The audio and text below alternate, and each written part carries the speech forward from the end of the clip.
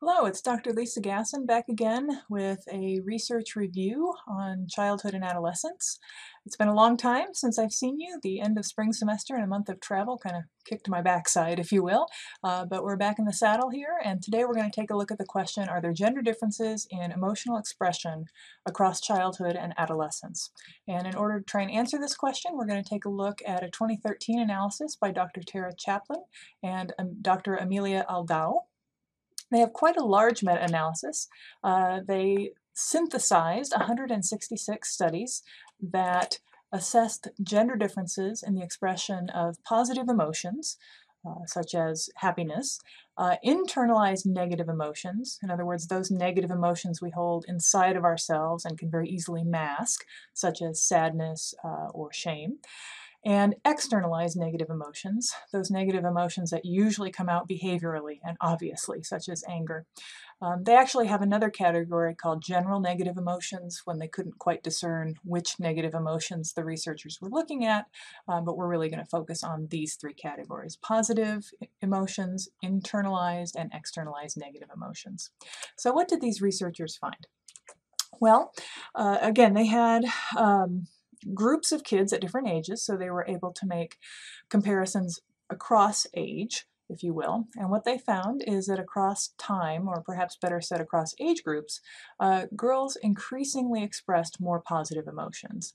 So the difference between infants, for example, between boys and girls was basically non-existent, but by the time that kids get to adolescence, girls are expressing more positive emotions than boys. Secondly, before adolescence, girls are slightly more likely to express internalized negative emotions. Those are those emotions we kind of hold inside of ourselves. And this to me is a bit surprising because there's another body of literature that shows that once girls hit adolescence, the rates of depression, which could be considered an internalized negative emotion, really jump. But they found that actually it's before adolescence that girls are more likely to express those internalized negative emotions. So kind of a contradiction there between research literatures.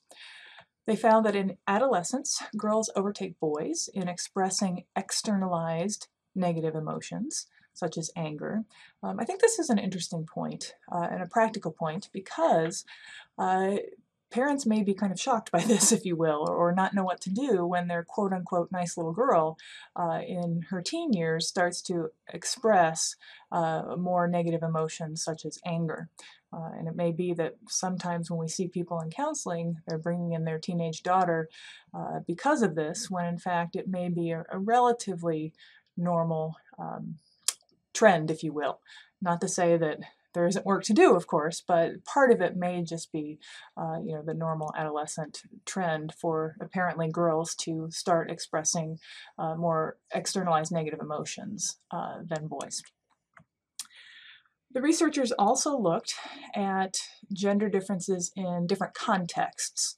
And one persistent result they found is that gender differences were smaller when children were with parents in the research. In other words, when the parents were present. The flip side of this is that gender differences were greater when the children were in the presence of an unknown adult or a peer, and that suggests perhaps that the social pressures for girls to express emotions in one way and boys to express emotions in another way become greater as children kind of leave that nurturing family context and go out and interact with other people. And then finally, and I think this is also a practical point, they found that girls were more responsive to demands to mask negative emotions. So in some experiments, when the child who was under study was expressing one emotion, the experimenters asked them to show a different emotion, and girls were better at masking negative emotions. And I think this is a practical point because for our clients, parents may not see negative emotions in their girls, but it may just be that their girls are actually masking those negative emotions better than their sons would be. All right, so that's it for today, and we'll see you again in the near future within the next couple of weeks with another research review. Take care.